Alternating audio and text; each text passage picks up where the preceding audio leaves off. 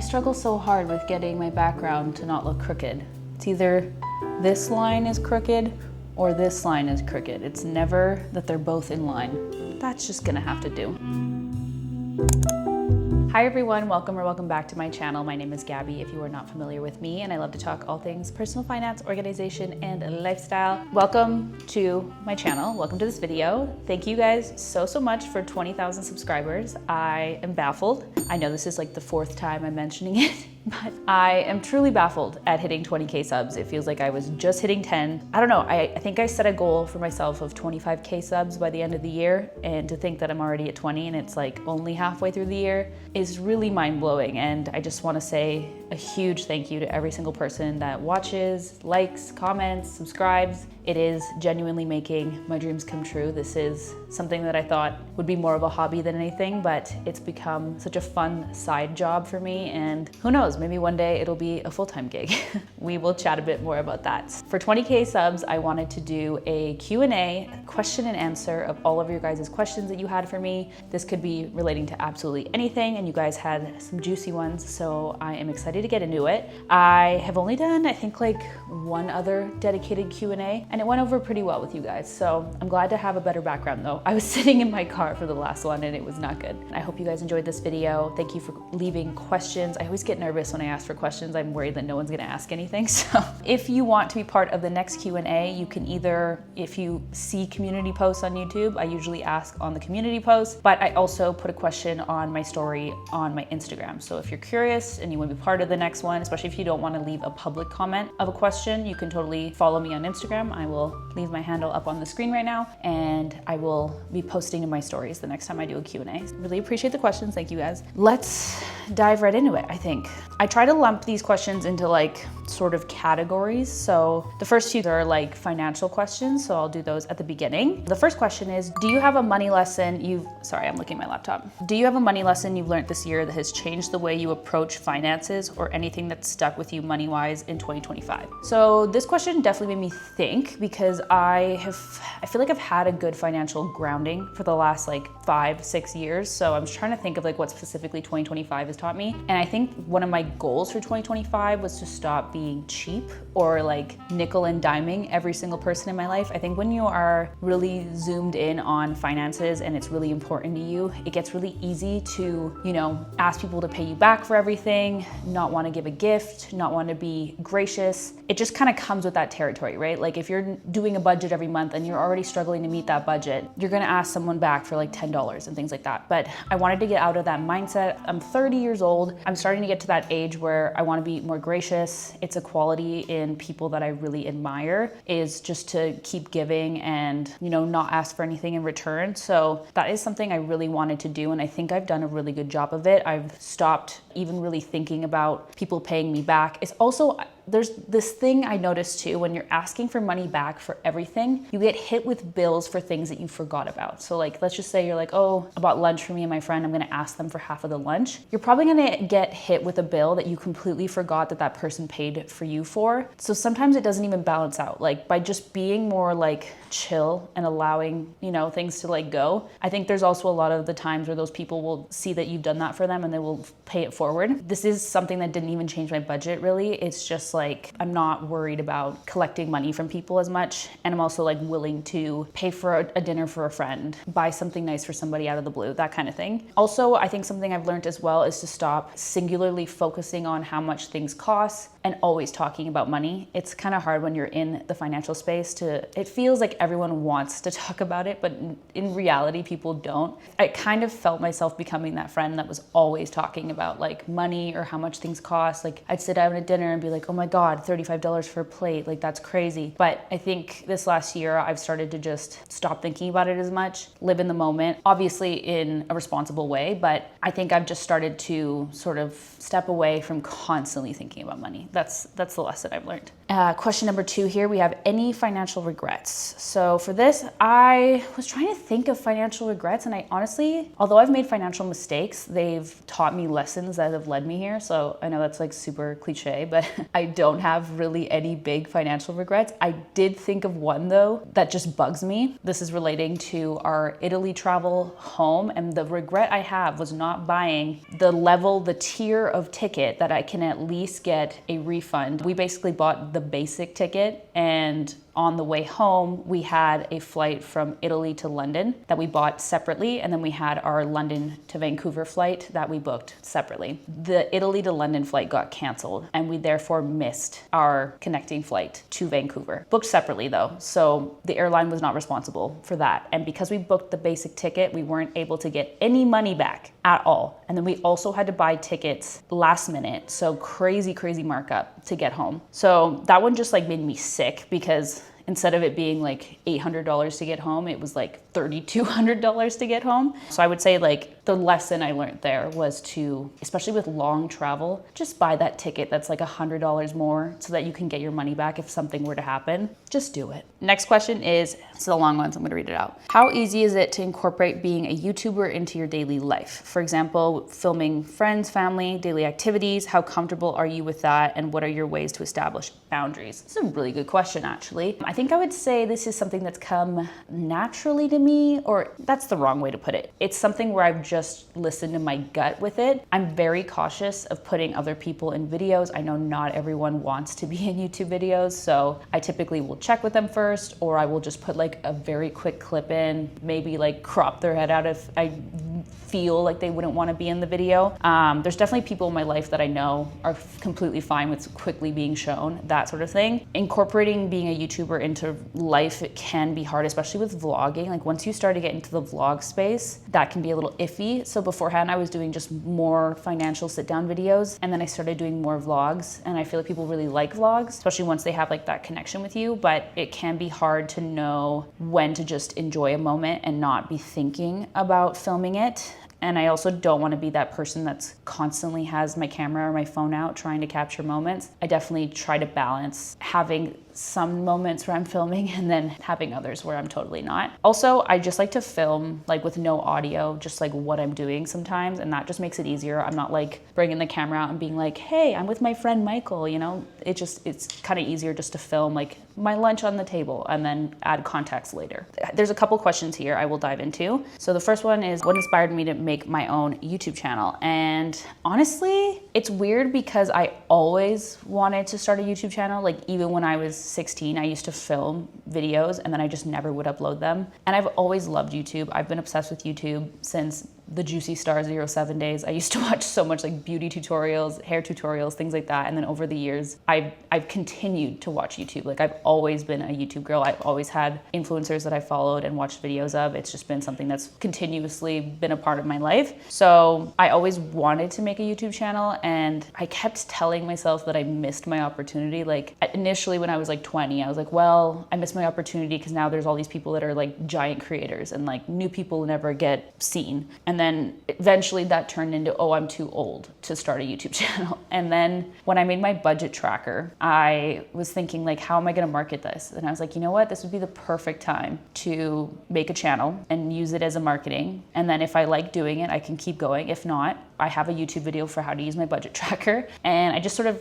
it was like an easy entry point. I needed to do it for something else. And then I said like, oh, if I like it, I can keep going. But I think honestly, like I wish I'd done it sooner. I wish I hadn't doubted myself as much as I did. I think my biggest regret with YouTube was just, I wish I'd done it sooner. Okay, next question is channel advice. And then I also had another one, advice for growth on YouTube. So one of these questions comes from Melanie. I will leave her channel in the description box down below. She is such a good YouTuber. I love her vlogs. She's so consistent. She's also such a like feel-good vlogger. Like I just feel like, you know, you just feel good after watching her videos. Just a lovely person to watch. So I will leave her channel in the description box down below. But tips for a YouTube channel, oh my God, hairs in my nose, and ways to grow with your YouTube channel. I would say from my experience, what I've noticed is the financial content definitely does better, especially if you have an opportunity for a financial video to go semi-viral at least. you know, just seeing more eyes on that sort of content definitely is where I think I got a lot of my subscriptions. Like I bet you a good chunk of my subscriptions come from like 2 or 3 videos that have just gone sort of viral. So that is like a big tip if you are in that niche, is to kind of lean into that niche. It does really well on YouTube. It pays well on YouTube. I know that ads on financial videos are actually the highest paid advertising payouts to content creators. So that is like another little tip as well. But another tip I would give is have a series on your channel, something that people can come back for. I think that people can watch a great YouTube video and not consider subscribing if there's no like guarantee that that video is going to be something that they're going to see in the future. So having some sort of series definitely influences the person to come back and subscribe. I think a lot of my viewers are either from financial content or my reset videos. And then my last tip is do not doubt the power of thumbnails and titles on YouTube. I have been testing. I'll set like 2 or 3 different thumbnails, and you can actually do that in the YouTube studio. You can just set different thumbnails and it will tell you how they perform.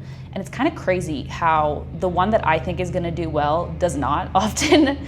Usually the one that I'm like, it's too busy, it's too much, I don't like it visually, that will usually perform better. So I find just doing the test with thumbnails actually helps a lot, so that you can get an understanding of what people are actually clicking. You need the person to click on your video. And I think better titled videos and videos with better thumbnails perform better on YouTube in general. So those are my big tips for YouTube. And then obviously consistency. Just make sure you're consistently putting out content, consistently using the algorithm in the same way. Even like posting on the same day every week definitely helps. I started to notice that because I was posting on Mondays and Fridays, I started randomly posting a video on Wednesday and it would never do that good. It was almost like YouTube wasn't expecting me to put a video out that day. So those are all of my tips for YouTube growth. Okay, how do you manage your schedule and manage your time? So this is from my online friend Cadence. I love her so much. I will also leave her channel in the description box down below. An amazing channel. I watch all of her videos. I'm obsessed with her. So managing time for YouTube is something that I think might look effortless from the outside, but it really is not.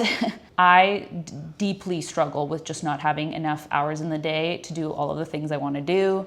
I want to work out and be healthy. I want to meal prep and make all my meals at home. I want to read books. I want to spend time with my friends and my family and socialize. I want to go on trips. I want to do YouTube. I want to do my Instagram stuff. I have a full-time job. It's just like, there's no way I can fit everything in, and usually something's gotta give, which is difficult because I think for the last year and a half that I've been doing YouTube, I've kind of let like my sleep and reading and just taking time for myself. Even like before I was sick, I was not watching TV at all. And it was like, I just didn't have time to sit down and like watch a TV series. So it is tough, and it's one of those things where like you can't have everything at the same time, and like something has to give and you have to swap something in for something else. But I think the best thing I can say is having routines, especially once I can sort of lean into that routine, it becomes second nature. I feel like momentum is a really important thing. Not just setting a routine, but a routine that you can realistically stick to, and then it doesn't feel that difficult. Like whenever I start doing more side hustle stuff, I usually feel overwhelmed at the beginning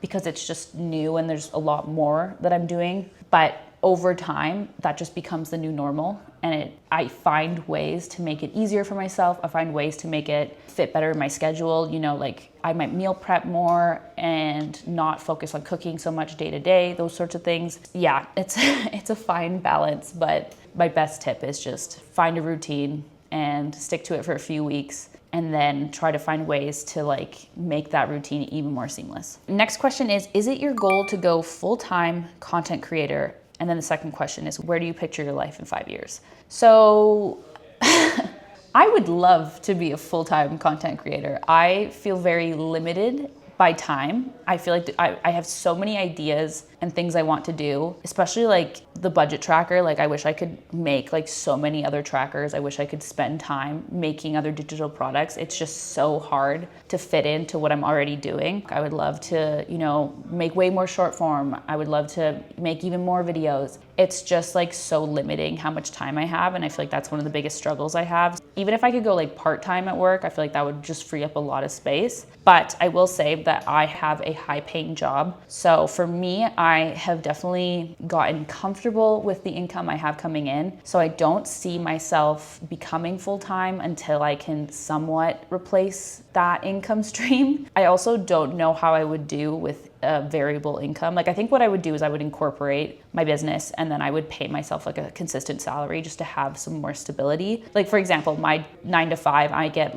like over $5,000 a month from that on a 2 paycheck month. So that is a lot of income that I would need to cut away from my life right now. That's just kind of the limiting factor for me. I do think I will one day be full-time content creator, especially like when I become a mom. I feel like I could see myself doing this as a way to make income while being at home with a child. But yeah, I don't foresee it happening in the near future unless I somehow am able to grow really quickly and make lots of money. Okay, next question. Oh, sorry. And then there was also, where do you picture your life in 5 years? Can you guys hear David talking? I hope not. He's in a meeting. Okay, where do I picture myself in 5 years? I picture myself, I hope that I have more understanding of where I want to go career-wise in the future. I've always been curious about just being a business owner in general. I think I'd like to leave just a typical salaried 9 to 5 job and maybe have some sort of business that I run, or I don't know. I'm a firm believer that life is short and I don't want to be an engineer for the entirety of my career. I don't. Not that there's anything against it. I feel like this was a very cool career path for a while. I just kind of want to be a jack of all trades and wear different hats. And I feel like this content creation path I'm going down is really opening a lot of doors into new avenues of careers. Yeah, I just want to be at the next point of my career, or at least kind of know where I want to drive myself career-wise. I would love to have a baby, at least one, in the next 5 years. I would love to be married. I would love to maybe get a dog. What else? And travel as much as I possibly can and see my family as much as I can as well. So that's where I see myself in 5 years. Next question is juicy. Have you ever considered moving to the US? It's an interesting time for this question. If you'd asked me like 5 years ago, I might have had a different answer. But so I actually, when I was a teenager, I used to be obsessed with the Disney Channel and just Hollywood in general. My mom would always buy the tabloid magazines and I was just obsessed with like paparazzi and celebrities. And I just thought, I want to live in California and why am I in Canada? This is so stupid. And I used to love just like American advertisements, and I don't know, I just used to always, every time I'd go to the States, I would like freak out and be like, oh my God, Target and Walgreens, all this silly stuff. So I think, yes, I have thought about moving to the US. I think I thought about applying to some US universities, which my dad immediately told me absolutely not because of the cost. But as I've aged, I think I've really fallen in love with Canada and a lot of just the benefits of being in Canada. Like for sure I could make more money in the US, but I really prioritize having healthcare coverage and then also being able to make decisions with my body that I think that any woman should be able to make. So I don't foresee myself ever moving to the US unless a lot of things change. If there was like a really cool opportunity, like let's say David got a really cool job offer in the US and he was super excited about it, then of course, as long as I could figure out a way to do what I want to do as well. But I don't think either of us would ever go out of our way to move there outside of a career option. What is something you've always wanted to do but still haven't? I feel like I've done a lot of the things that I've wanted to do in life. Like I've traveled a ton. I've lived in 3 different cities. What is life all about? I have cats. I have a partner. I feel like there's not a ton of things that I could think of, but I will say that there's one thing I always said I wanted to do that I haven't, and that is I wanted to live on my own. I wanted to have my own apartment. I always dreamt of just like having a cute little like loft apartment and decorating it exactly how I wanted to, those sorts of things. But I'm totally cool with the fact that's probably never gonna happen. Super happy to have found David. And it's also like, I don't even know if financially financially I ever would have been able to make that happen in Vancouver. Like, it was just something that was out of reach at the time. And then obviously me and David started dating. So yeah, it's one of those things that I'm like, I'm gonna be totally fine if I die and I never lived alone. But it was something I always said I wanted to do. Like, I talked about it for years and years with friends and family. It just never really came to fruition. Travel tips. Okay, next question is travel tips for navigating around Europe and Italy. Also a great question. I think the number one thing that surprised me that I wasn't fully anticipating is just how expensive transportation is as a whole. Like, trains, buses, just getting around in general is super expensive, especially if you want to see a lot and if you're going to a lot of destinations, and or if you're going to places where you don't just like get off the plane and you're in the city. Like, for example, when we went to Lake Como, you have to get off the flight and then you take a train, and then we had to take a bus, and then we had to take a private vehicle just to get to our hotel. So definitely like consider the cost of transportation, and do not always bank that the cheapest public transportation option is going to be available, because especially in Italy, we noticed that it's not as reliable as it is here. They have like a great system and everything like that. They're just not as reliable. Like, sometimes they're just not going to show up, or they're going to have one bus an hour, and every time that the bus comes, the bus is going to be packed from the stop before you. There was just so many scenarios like that where we couldn't rely on public transport. So like that super cheap option was no longer available, and we had to take like a $100 Uber, for example. So that's a big one that I would recommend, is just over budget for transportation. Always have a backup plan, especially also because trains, ferries, things like that in Italy can easily be canceled, and often are canceled. So have a backup plan. We really struggled when we were in Amalfi because we had a ferry that was supposed to take us back to Naples, and that got canceled. And then the ulterior transportation was like this crazy bus ride that we like waited forever for, and it was just like super stressful, and there was so many people, and yeah, it was just not fun. I wish we had had a backup plan in case our ferry was canceled. And also we talked to another couple that was traveling and their ferry was also canceled. Just a note, like, just think about a backup option if your preferred method of transportation falls through. And then also another tip is try to limit the amount of places you're going to. I find if you're moving every 2 days, it can be super exhausting. Also, you feel like you're living out of a suitcase the whole time. You can't really enjoy anywhere to the fullest. You have like one full day, and then if you're moving the next day, you're like, I find travel days are so much longer than you think. Like, it's not just the hour train ride, it's, you know, packing up, checking out of the Airbnb, getting to the place, waiting at the train station, getting off, finding transport on the other side. It's just, I highly recommend limiting the number of places you go to and try to sit at least like 3 days in every single spot, I would say. And then another tip I would also recommend is have a good idea of what you want to do in every city, but don't plan every single thing out. Some of our favorite things we did on our trip were things that we just stumbled upon. Like, the number one restaurant we went to, we literally stumbled upon. So don't like book resos for every single night, that sort of thing. Leave yourself lots of free time to sort of just explore, wander, and find cool spots. Next question is favorite movie. I couldn't think of like a hardcore favorite movie. I could probably make you a top 10 list. I just feel like I'm so all over the place with my favorite movies. Like, I love a good rom-com. I also love like mystery. Oh, actually one that does stick out that I absolutely love is Gone Girl. That movie is so good. I love Gone Girl. It's an incredible movie. Anyway, what I actually wrote down though here is Harry Potter. And then if you had to be specific on which Harry Potter, I would say The Prisoner of Azkaban or The Half-Blood Prince. Those are kind of tied in my mind. I don't know why I love those two the most, but yeah, I would probably say Harry Potter. It's the movie I definitely watched the most and will never get sick of ever in my whole life. And then going along with that, favorite book, I would have to say Manacled. Best book I've ever read. It was 6 stars. Nothing has even come close to it. And it's also not even like a published author. It's like, I think it was a fanfic to begin with. It is, if you haven't read it, read it. Especially if you like Harry Potter stuff. It's very different from Harry Potter, but it's like Draco and Hermione love story. Well, it's actually, it's a fucked up story.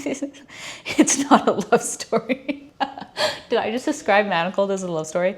It is not. It is devastating. It is tragic. It will take your heart out and stomp on it, but it is I've never like had a book hangover the way I did with Manacled. Like I was actually like seated staring at the wall for a long time because it was so good. Someone asked me to elaborate on my day job, so what I do for work.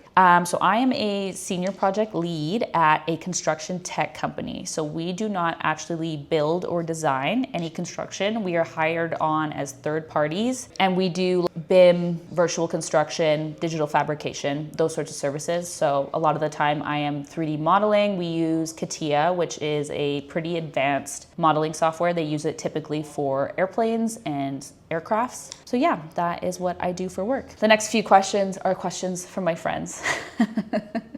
So, okay, the first one is, who is your favorite sister? And this is from my sister Meg. And of course, my favorite sister is my sister Meg. A little background on my sister Meg. She's actually my stepsister. We are not related by blood, but everyone says we look similar or look like we are related. We've even had people come up to us without us saying anything, saying, you guys must be sisters. And we were like, shut up. So yeah, my dad is married to her mom, and I've known her since she had braces. I think I was 17 when I first met her. So we've been very close for a very long time. So of course, my favorite sister is Meg. My next question is from my friend Amanda. And this is an inside joke that is like, this is a question we ask anyone new we meet. It's like a very divisive question, and we'll get very mad at you if you answer it incorrectly. But the question is, forks and knives for fingers or sandpaper skin? And of course my answer is that there's only one answer, and it's forks and knives for skin. Or what? No, forks and knives for fingers. You can't have sandpaper skin. Too abrasive. And then my last question is from my friend. No, I'm not gonna say his name. He said, are any of your followers looking to get married to a nice man with a rock collection? So if you're interested in that, let me know. He's a geography boy, so that all checks out. Okay, you guys, I had so much fun answering all of these questions. I hope you guys enjoyed it. I love a little giggle at the end there. I had so much fun answering all these questions. Thank you guys so much for asking, not leaving me dry. It's always awkward if there's no questions. I hope you guys enjoyed this video. Thanks for hanging out with me. I hope this kind of felt like we were on a FaceTime or something like that, having a little giggle, having a little chat. I can't wait to see you guys in my next video.